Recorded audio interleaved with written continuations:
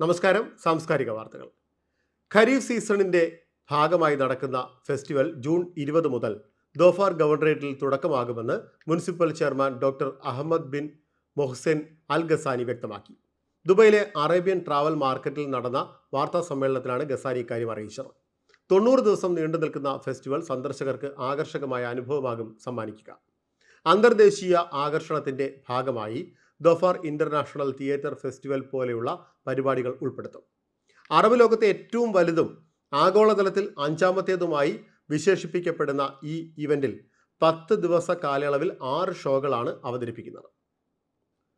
Gulf ജീവിതം അവസാനിപ്പിച്ച് നാട്ടിലേക്ക് മടങ്ങുന്ന പ്രകാശൻ തണ്ണീർമുക്കത്തിന് സ്റ്റീഫൻ റോക്കിലെ സഹപ്രവർത്തകരും റാഗ് റീഡേഴ്സ് ഫോറവും യാത്രയയപ്പ് നൽകി.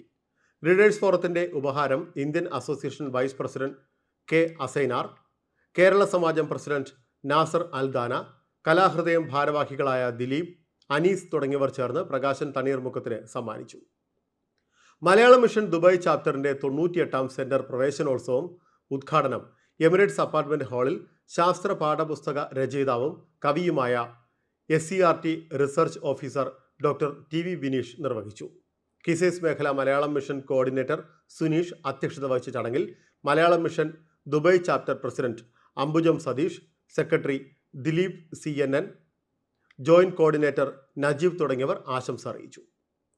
സാംസ്കാരിക വാർത്തകളിൽ ഉൾപ്പെടുത്താനായി ഇനി പറയുന്ന ഇമെയിൽ വിലാസത്തിൽ വാർത്തകൾ അയയ്ക്കുക: news@pravasibharati.com അല്ലെങ്കിൽ pravasibharati@gmail.com.